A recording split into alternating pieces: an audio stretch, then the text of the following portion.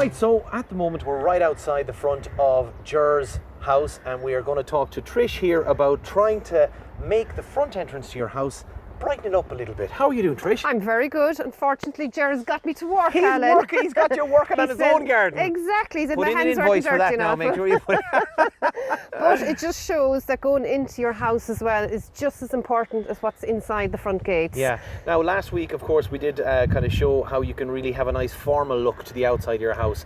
This week, we're going to talk about, giving, just making the most of what you have out the front, and Exactly. the little bit of space and stuff like Now that. again, this is kind of formal as well, down here low. So what we have are begonias.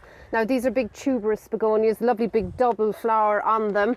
Again, before the bed was done, we put a John Innes compost in, we dug it into the top inch or two. We also put a slow release fertiliser, and that releases nutrients. Like, all of these benefit the plants long term. Because the begonias, they flower so profusely over the summer, they need a good burst of food to keep them going. So with the begonias then, you're planting them maybe about 6-8 inches apart. You can see here then we've put the whites, the reds, the yellows. We put a mixture of colour. Mixing up the colours, yeah, of but course, they're all the same plants, so the same type of flower. Yeah. Now, when you're planting begonias, the buds are very low down. So Okay. you don't want to plant them too deep, as in up here. So just plant them the depth that they are in Right, the so pot. they literally just came out of the pot there, Trish, and you're Exactly. just kind of nicely making a nice little hole, not putting them too deep. No. And just keeping them at the firming top. them in. Right. And again, like that, what we do when we're planting them, you can actually stagger them, or you can put them along a straight line. In whatever. a kind of a nice little design. Exactly, and that'll do it. Now, when you're finished that then as well, you're better off to water in the plants. Okay. And then come back then and feed them with tomato food. Now, with the tomato food, you can give that about every 2 weeks. Every 2 weeks. Yeah, and you'll have a bed that's absolutely full of colour right up until October, November. Now, with the begonias as well, you can save them from next year. So before the frost comes in October, you'd lift them, let them dry out, and you'd put them into the shed. Right, and so you would actually hold on to the pots then, I guess, would be a great thing, would you? Or else what you could do is, even if you had a big box, a wooden box or something, just to lay them out flat in the autumn time, let them dry out. Any foliage that dies off, take that away. But we can go through that in the autumn time anyway as well. But that bed there low now on either side, it just gives a nice colourful entrance going into the house. Absolutely, and we'll show all this if anyone wants to check it out on Facebook, and you'll see here on the video, we'll show you a lovely photograph of how they can go. And just there behind you, over your shoulder, that is literally, that's very good, because what was there was literally an old ditch. An old ditch with briars, weeds and everything, and Ger has kind of built up the ditch. You'll see on the other side now, we might give a shot of it, with stone that he actually got out from his own lawn. He built up the old stone ditch, put in the topsoil, put in fertiliser, compost and everything, and he's planted. But this now is called Geum. It's a lovely orange flowering plant, and you can see by that he has about 7 to 9 of them there. It's mass planting. Burst of colour. And again, whilst you're driving in, it's a lovely burst of colour. And behind us there then we have the white thorn. So everything is in nature. We're out in the countryside. We had the formal looking garden last week, but up in the ditch then you're keeping with nature. Making the most of what you have around the area, and it's like there's nothing to say that a ditch can't turn into something beautiful like this. Exactly. Excellent, beautiful. Right, well, we've got lots to cover, guys. We're going to check out a few more things, and we'll be talking to the man himself, Ger, about a little problem he has around the area, and I'm sure a lot of you might have it as well too. It's keeping out those rabbits. Okay, so after our front display, thanks to Trish, we're now here with Ger, and we're going to talk about fencing and keeping the rabbits out. Is that right? How are we doing, Ger? Fencing and the shelter belt. And the shelter belt. All in one. Great. So it's a common problem that people have, especially out in the countryside. It's a huge problem at the moment. They're just everywhere. Everyone that comes into the garden centre at the moment, nearly, I say every third customer, it's rabbit problems. So like prevention is the best way. I suppose there's a couple of old ways where you put like garlic and perfume, and but things like that. if you're in a big garden, garden's not going to work. No. So here I went with horse wire because it was a little bit closer. Okay. together. The sheep wire, they're able to get in through the gaps of the sheep wire. Okay. So I put the horse wire. And it's obviously a little bit tougher as well than the sheep wire. It would be, it's yeah. stronger. And like there now, it's well. Yeah. It's not going to budge. There's not much give. Like it's. So the one thing I would say about putting up wires and putting up the windbreak, if I had the windbreak inside here on this side of the fence, yes, it'll be out here because the wind will be blowing it. So the southwest wind is coming from this side here, so I put it on the outside. It can't go anywhere. Like it's only coming up against the fence, so it's keeping it nice and tight. So I guess knowing your area and what way the kind of winds come would be a good help to know what side you put it on. To put the posts up. Yeah, because if it was from a northwesterly, that again would be blown out and it wouldn't work. It just wouldn't work at all. Like you want to keep it nice and tight. You don't want it blowing all over the place. You don't want it going to your neighbour's house or ending up 2 miles away. So no. Again, it's all in the planning is to get it right.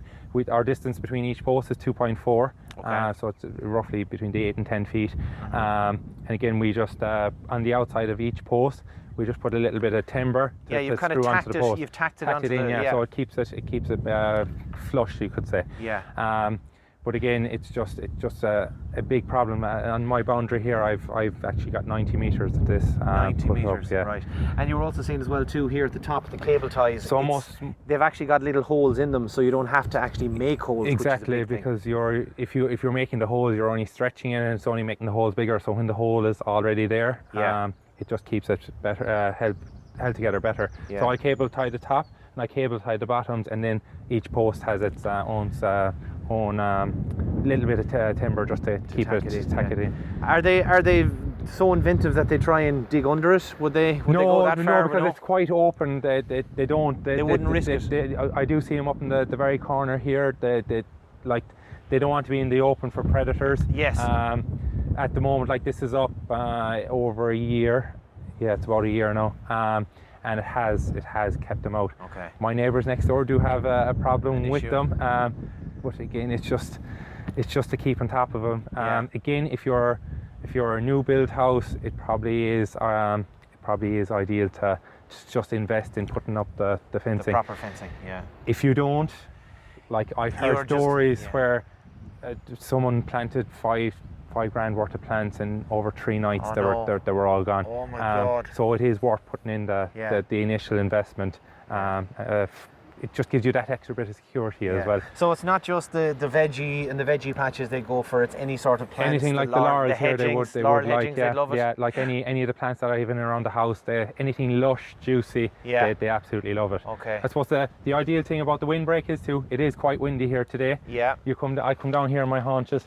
There's no wind. You can see how still the laurels are. Yeah, no, and it's funny because it is quite windy here coming off the mountain and stuff, but the hedging is not moving. It's not moving, so it does really help and makes a big difference. If I didn't have that up, these would be burnt asunder. And I'd be replacing so many plants. You'd be just wasting money. Get your boundary sorted out. That's the first area I would sort out in any new built house. If you're in a mature garden where you have problems with rabbits, it's probably best to try and fence them out with chicken wire or do something just to prevent them. But if you have the space, the area, and as you said, if it's a new build and you're looking at planning it out, make the investment, get the wire in, and you'll be protecting your garden, your plants, your vegetables, everything. It makes a big difference. Excellent. Right, Ger, so we're going to move now from the fencing, and we're going to take a little look at another part of your garden here in beautiful Beaufort. Okay, so we've now moved over to a different section of Ger's garden, and this time we want to show the focus and the effect and power of block planting. This is really, it's fantastic. Block colour, isn't it? It's fantastic. Like we seen it earlier on with Trish with the geums and the oranges. We have the purples here. Another example. And this area gets full sun all day. It gets the westerly sun here all evening. Gets the wind as well too. Sorry about that, folks. Get the wind. So yeah, no, it's ideal for the likes of the Nepeta. And you can see the way it's so windy, they are waving with the wind, so they're not getting affected too much. But you can see the block colouring, it really does stand out. Like if I had 1 or 2 of these now in the bed with 3 or 4 different plants, it wouldn't look the same. I have a big window behind me, So they're nice. They're just coming up, just literally just up to nearly ground level of the window. So they're not spoiling any of the views that we have here either. Yeah. And it's just a nice simple bed. Again, very little maintenance. All I have to do in February is cut these right back down to base. Right back down. Okay. And they come away on their own. Feeding wise, I haven't fed them since I since I planted them. Yeah. But they're doing wonders. Just in between the nipeted in, you can't see it now because they're gone so wild looking. I do have roses. Okay, so there's 5 roses kind of in amongst all There's 5 them. staggered in, so there'll be pinks coming out through this bed now in the next couple of weeks, and it'll just bring that just another vibrant colour to the bed. And just show us like what the one thing as well too, Ger, is literally what you're buying in the garden centre, what it looks like there. So that is it. So this is what you're going to buy in the garden That's centre. what you're going to get in the garden centre today. Yeah. This bed was planted a year ago. Okay. So you can see the difference. They're 2.5 foot high. They're about nearly 3 foot wide. These will grow to about 2 foot by in the summer. Okay. And next you next see year what you're then going you'll to see get something next year. similar to this. They're a brilliant plant. With this bed as well, because it's so windy today, yesterday now there was over 30-40 bumblebees inside. There's a few brave ones kind of in amongst there now. I've seen them, today. but the bumblebees is a big I thing. should have nearly taken a video yesterday to just prove my point. But because I have roses in here, I'm kind of leaving the roses do their own thing. Okay. I'm not spraying, because if I spray, I'm going to the bumblebees will be on their bellies in the morning with their tongues hanging out. So I actually go through these maybe once every 10 to 2 weeks, and I actually. So that's the only thing with this is that because they're all kind of tightly packed together, it means you have to go in to the roses, handpick which leaf, pull everything. them off the green fly, any little bit on it. Yeah. Like if 1 or 2 stay on it, I don't mind it. I prefer to see the bumblebees on it. Absolutely. I have a young fella there that's absolutely stone mad about him. Yeah. He comes to the window every morning just to get a look, and he enjoys it so much. Yeah. And I suppose the other thing then, because I don't have much here for the winter, I put a little buxus head just to frame it, just to have some bit of interest over the winter. Yeah. And you can see some of it there. The nipete is kind of overflowing it. I put them in this size last year. Okay. And again, you can see that they're nearly double, triple the size 3 of what times they the were size. last year. Yeah. But again, all the preparation. I know I said I didn't feed, but I got the ground Just right last year. Like I put in loads of farm yard manure, I put in loads of chicken manure, and I put a good compost. Trish had it there earlier with the John Hines.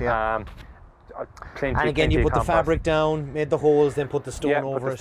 And it's low maintenance. Yeah, like and it looks elsewhere fantastic. where the geomes are now below, I didn't put any fabric because sometimes in ditches like that it can get quite compact, the soil. Right.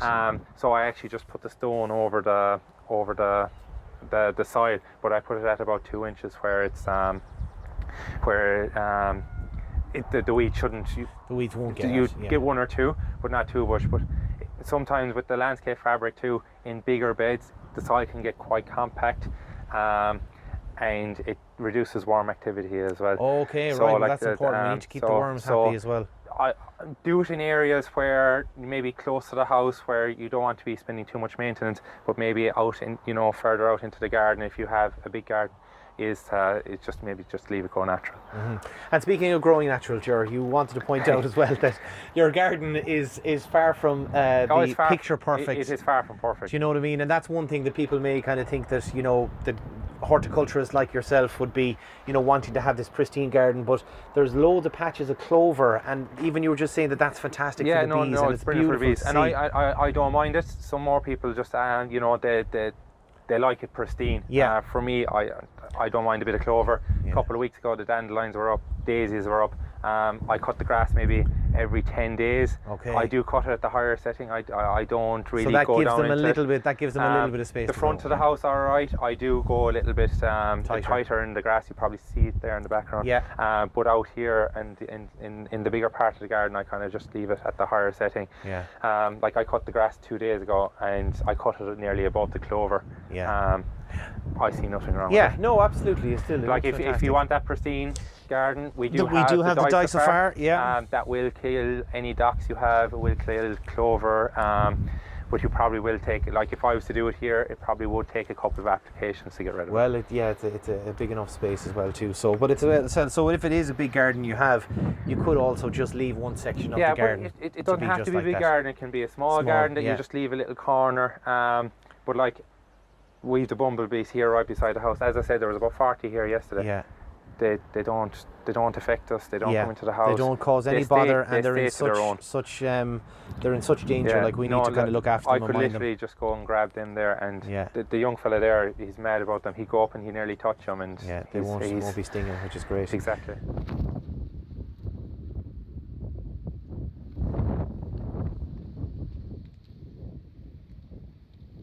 Okay, so that pretty much brings our first outing. We'll say our first outing. We might get out into other gardens. Maybe not back to your house, Ger, again, but that brings our two-show outing here to beautiful Beaufort, which has been quite windy today for the recording of the two shows. But listen, Ger, thanks very much for showing us around, and of course giving the listeners plenty of tips. And Trish, you even though you put in a bit of work, The dirty nails. even though you put in a bit of work, it's great. It was good to get out of the garden centre, and we will of course be back there very soon. So as I always say, do leave any comments or questions you might have. Send us in a picture of your beautiful garden, and we could get the expert eyes of Trish and Ger, have a look over them, and if you have any issues, we'd love to solve them. That is pretty much it for the garden show this week. We'll talk to you again next week, and in the meantime, happy gardening.